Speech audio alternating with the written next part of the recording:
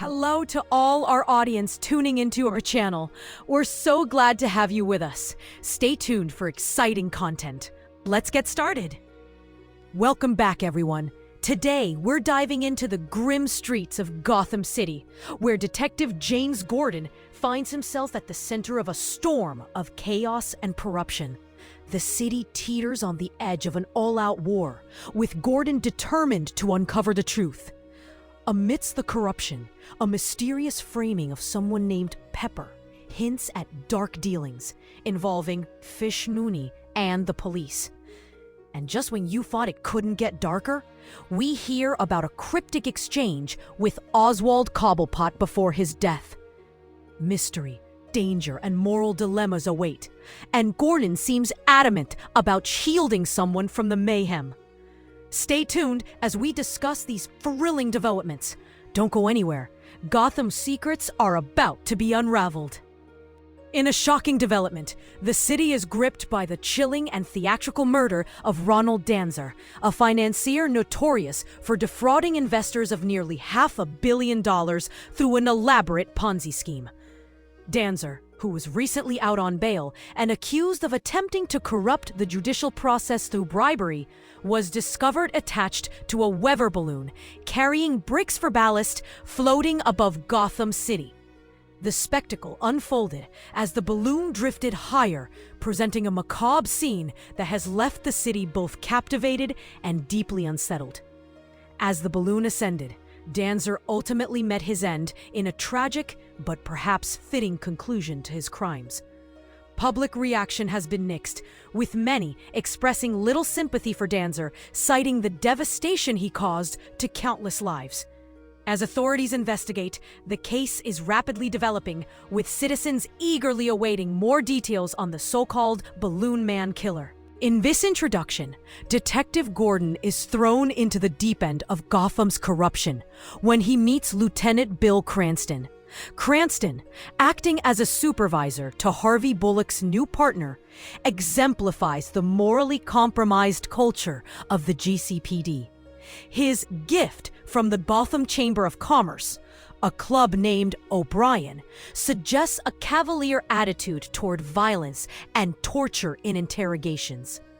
The contrast between Cranston's attitude and Gordon's ethics sets the stage for a larger conflict.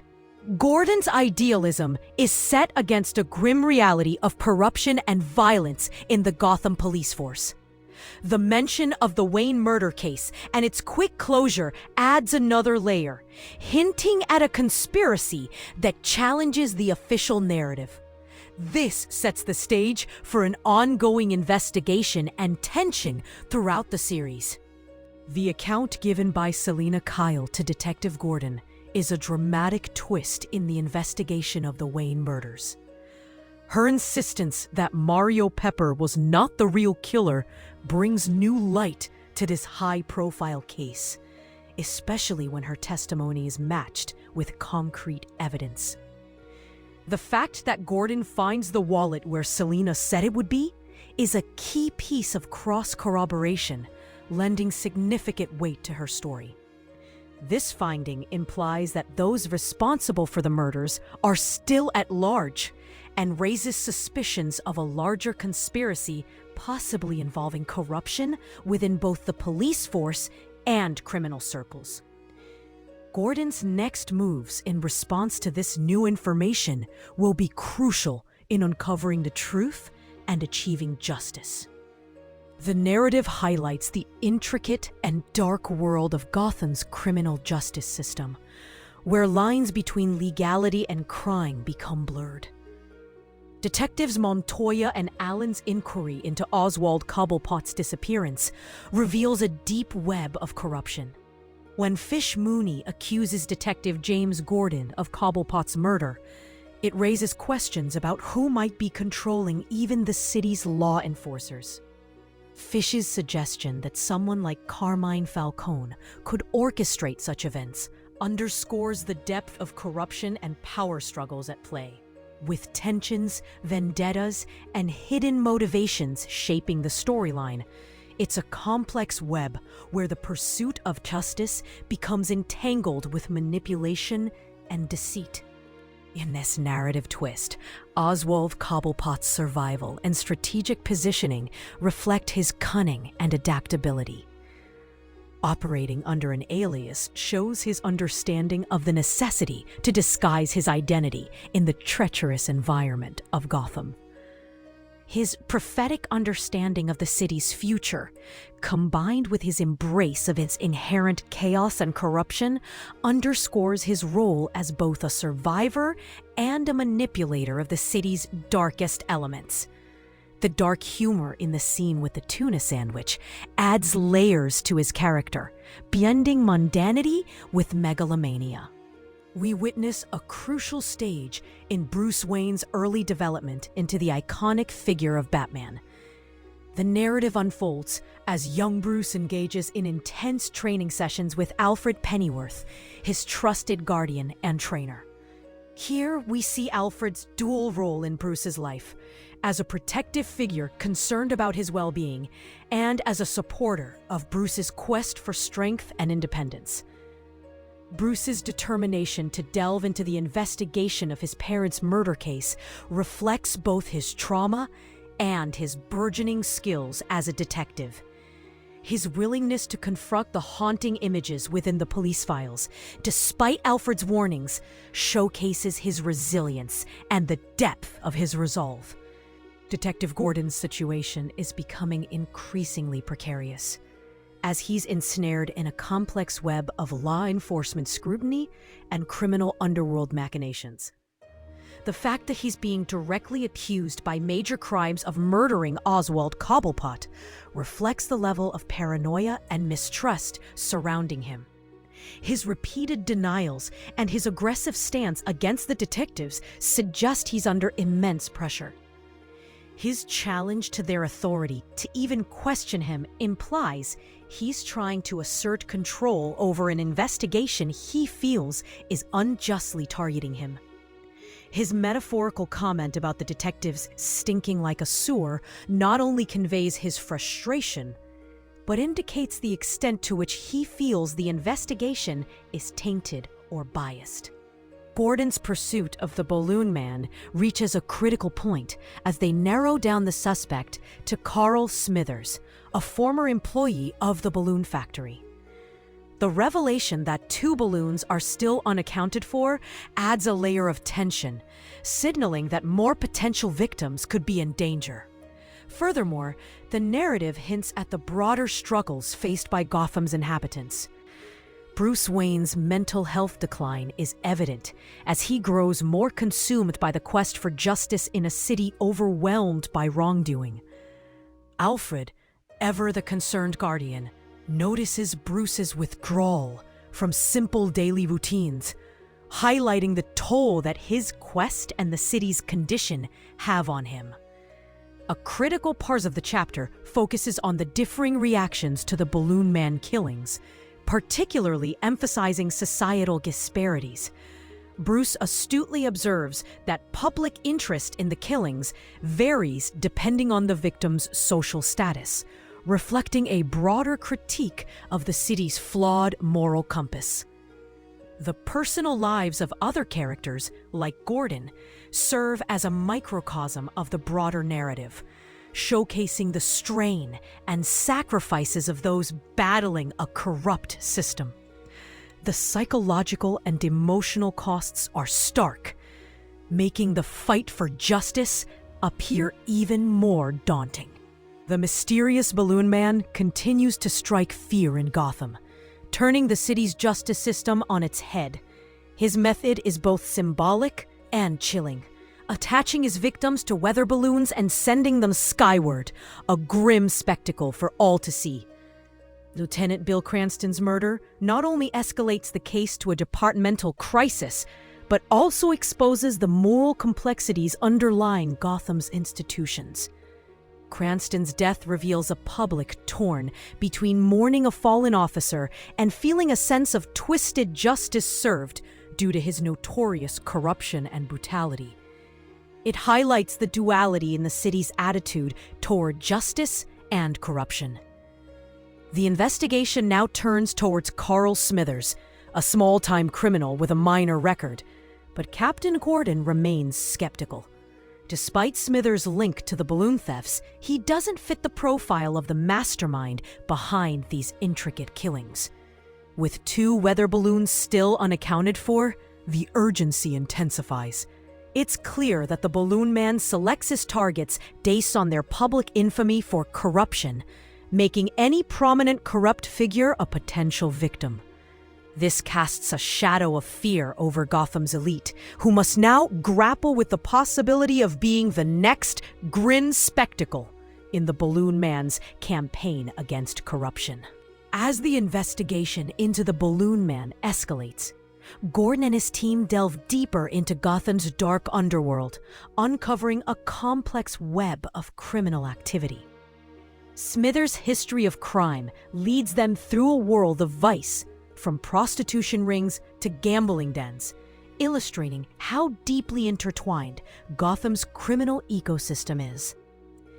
It's through the network of Fish Mooney that crucial information surfaces.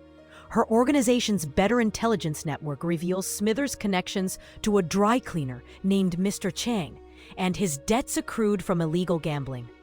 The whopping $5,000 he owes to loan sharks paints a picture of a man driven by financial desperation, offering a plausible motive for his involvement in the balloon thefts. Yet the narrative thickens with internal strife within Fish Mooney's ranks. Plans to eliminate figures such as Natalia and Laszlo hint at violent power struggles, reflecting the precarious balance of power in Gotham's underworld. Upon the apprehension, his interrogation unveils a revealing twist. He stole the balloons, but claims not to be the killer. He was approached by an anonymous figure who commissioned the theft, keeping their identity concealed. This shadowy orchestrator remains in the shadows, concealing their face and further adding to the air of mystery. This chapter heightens the suspense, contrasting the economic desperation driving individuals like Smithers with the calculated, manipulative nature of higher-level criminals. As the mystery of the Balloon Man deepens, it becomes clear that the true mastermind remains elusive, using the desperation of others to enact their deadly agenda. The investigation into Davis Lamont, also known as the Balloon Man, uncovers a complex narrative painted by his actions and background. Lamont's exposure to the systemic failings within the juvenile services sector likely fueled his transition from a dedicated worker to a vigilante. The physical evidence connecting him to Lieutenant Cranston's death suggests a confrontational encounter that turned lethal, with the lieutenant becoming a victim of Lamont's distinctive method of execution, attaching his targets to weather balloons. Despite his colleagues describing him as gentle and dedicated, the dark turn in Lamont's behavior demonstrates how his frustration with systemic injustices led him to take extreme actions. The irony of someone dedicated to protecting vulnerable children transforming into a killer highlights the depth of his disillusionment. Lamont's pattern of targeting corrupt individuals who evaded justice underlines his vigilantism as a twisted quest for retribution. With high-profile victims representing different facets of societal corruption, Lamont's mission throws a harsh light on the failings of Gotham's institutions. As his targets hide in fear of being next, the tension highlights Gotham's deeply entrenched corruption. The search for Lamont and the final balloon takes on a symbolic resonance. Focusing on locations such as the old juvenile facility, the search echoes Lamont's motivations, seeking to protect the innocent in a city where the system has often failed. The narrative of Davis Lamont serves as a cautionary tale of how systemic failures can push individuals towards drastic and dangerous paths. In this climactic confrontation, the setting of an abandoned juvenile facility serves as a powerful backdrop for the themes of justice and moral responsibility. It's a place that once represented hope and reform, but has become a symbol of neglect and decay, mirroring the corrupted state of Gotham's institutions. As Gordon faces Lamont, the clash isn't just physical, it's deeply philosophical. Lamont's critique of the justice system exposes the hypocrisy and failure of legal mechanisms to protect the vulnerable. His choice of victims, individuals who have egregiously abused their power, highlights the complex moral landscape.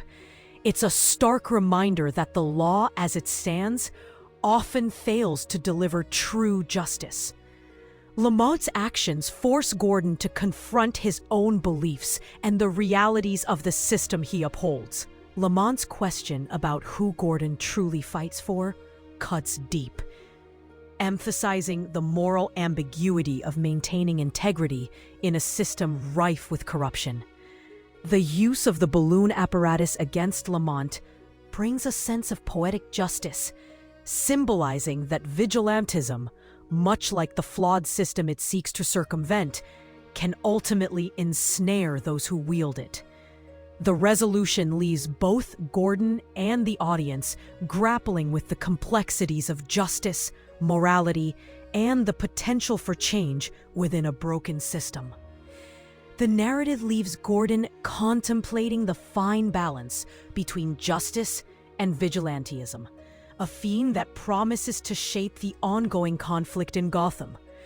The cryptic final line hints at new challenges and alliances, as well as the enduring question of how to navigate a city teetering on the brink of anarchy and injustice.